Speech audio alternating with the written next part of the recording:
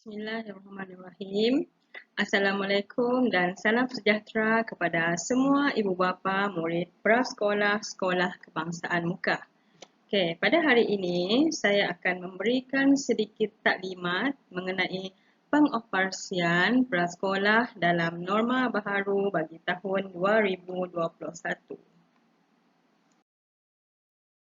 Seperti yang kita sedia maklum, tarikh pembukaan prasekolah untuk prasekolah KPM ialah pada 1 Mac 2021 iaitu pada hari Isnin minggu hadapan. Okey, kita berjumpa ya murid-murid minggu hadapan. Ya, kita lihat satu persatu mengenai pengoperasian prasekolah. Okey, berikut merupakan tindakan yang perlu ibu bapa lakukan. Yang pertama, ibu bapa perlulah menghantar dan mengambil anak mengikut waktu yang telah ditentukan.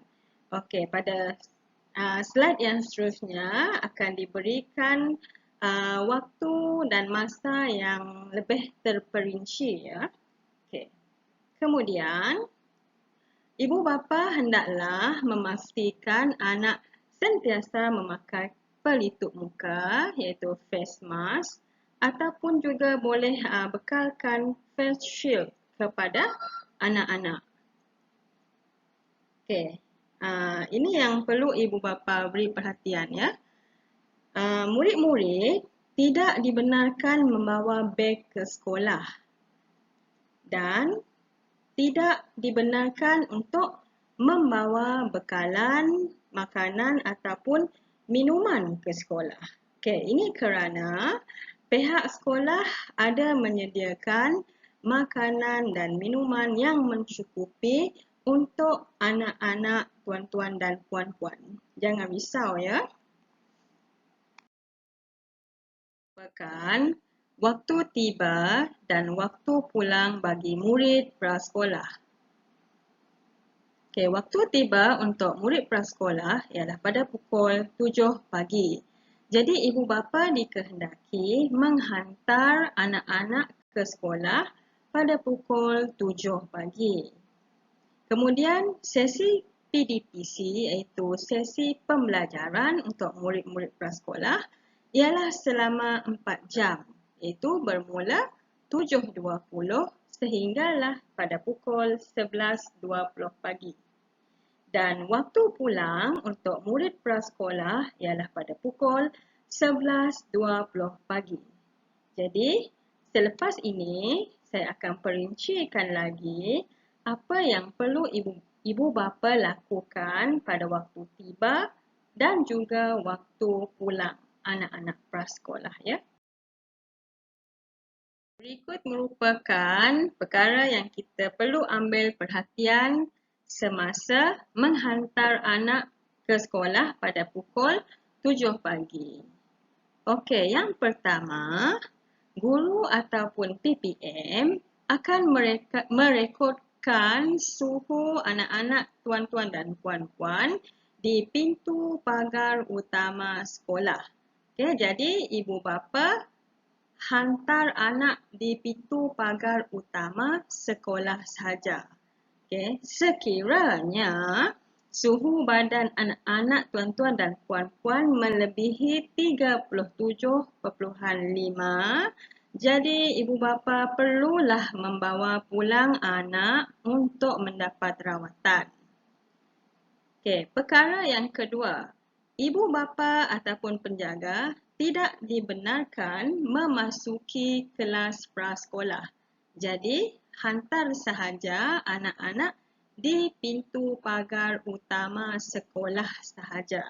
Nanti anak-anak akan dibawa oleh guru dan PPM berjalan dari pintu pagar utama ke kelas prasekolah masing-masing ya.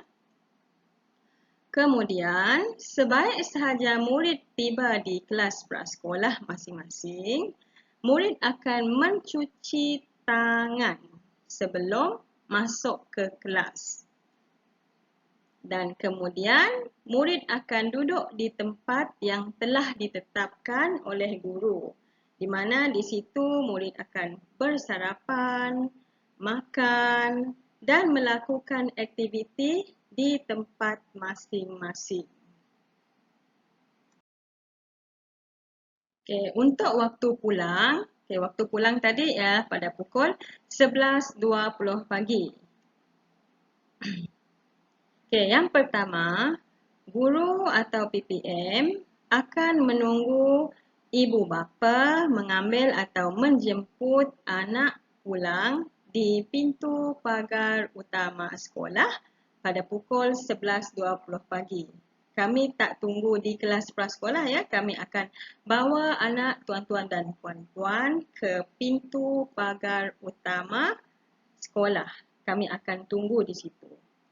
Okay, kemudian ibu bapa atau penjaga hendaklah menunjukkan kad imbas ataupun flash card nama anak kepada guru atau PTM semasa mengambil atau menjemput anak.